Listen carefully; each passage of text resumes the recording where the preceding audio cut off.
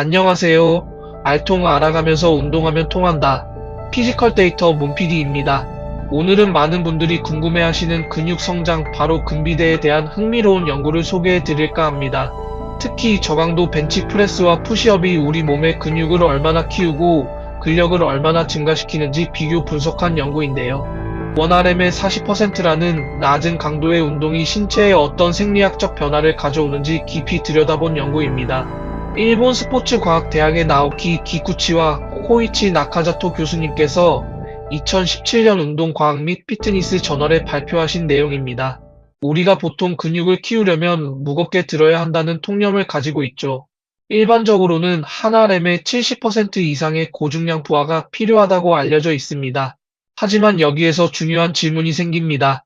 과연 맨몸 운동만으로도 중량 운동과 동일한 근성장을 이뤄낼 수 있을까요? 이 연구는 바로 이 질문에 대한 답을 찾아 나섭니다. 연구 가설은 이렇습니다. 한 RM의 40% 같은 저강도 환경에서도 실패 지점 2 FAI로까지 운동을 수행한다면 고중량 운동과 비슷한 효과를 볼 수 있지 않을까 하는 것이었죠. 정말 흥미로운 가설 아닌가요? 이 연구는 총 18명의 건강한 성인 남성을 대상으로 진행되었습니다. 이분들은 모두 1년 이상의 운동 경력을 가진 분들이었죠. 연구 기간은 8주였고 주 2회 운동을 실시했습니다. 참가자들은 두 그룹으로 나뉘었는데요. 9명은 벤치프레스 그룹, 나머지 9명은 푸시업 그룹이었습니다. 여기서 가장 중요한 변수는 바로 이것입니다.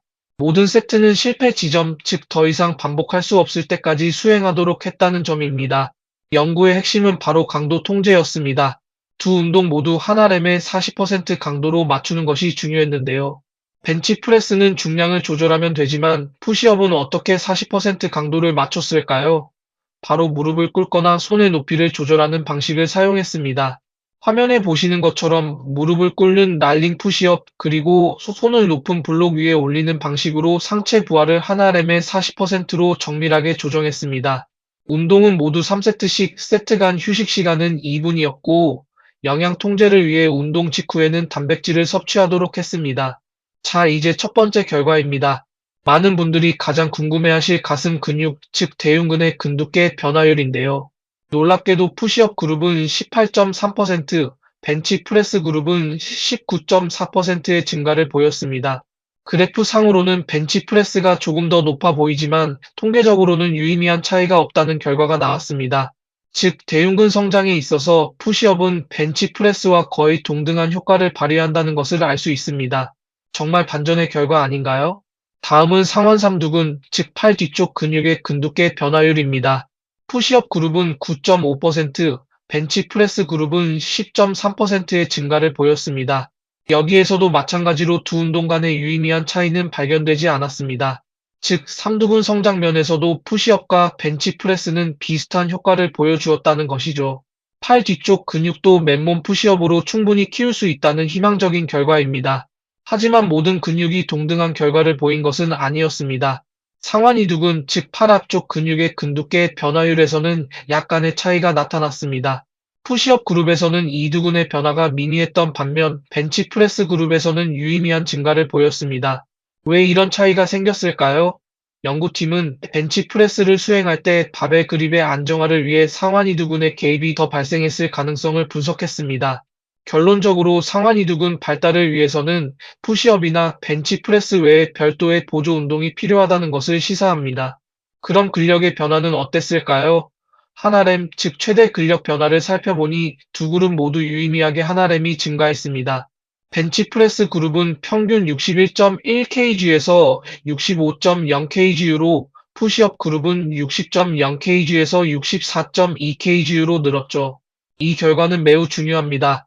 저중량 고반복 훈련인 한 RM의 40% 강도일지라도 모든 세트를 실패 지점까지 수행한다면 최대 근력 또한 충분히 향상될 수 있다는 것을 보여줍니다.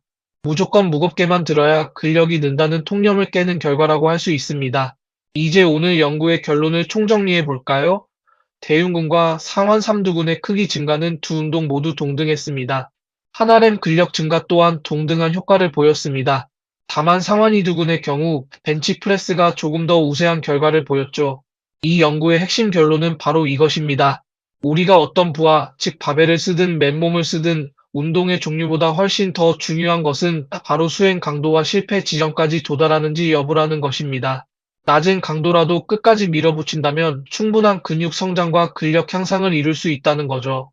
그렇다면 이 연구 결과를 바탕으로 어떻게 푸시업 루틴을 적용할 수 있을까요? 과학적인 근비대 푸시업 루틴을 제안합니다. 먼저 난이도는 점진적으로 높여야 합니다. 레벨 1은 무릎을 꿇는 날링 푸시업, 레벨 2는 정자세 푸시업, 그리고 레벨 3은 발을 높게 드는 디클라인 푸시업으로 난이도를 조절할 수 있습니다. 볼륨은 주 2회 하루 3세트, 세트 간 2분 휴식을 권장합니다. 가장 중요한 핵심은 바로 강도입니다.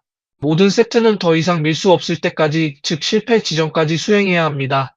그리고 한 가지 팁을 드리자면 한 세트에 30회 이상이 가능하다면 발의 높이를 올려서 강도를 더 높여보세요.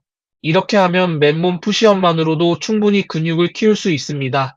오늘 발표 내용은 키구치와 NAKAGATO의 2017년 연구를 중심으로 관련하여 CALATAYUD 외 2015년 연구, 그리고 숀펠드 외 2016년 연구 등 다양한 학술 자료를 참고하여 준비했습니다.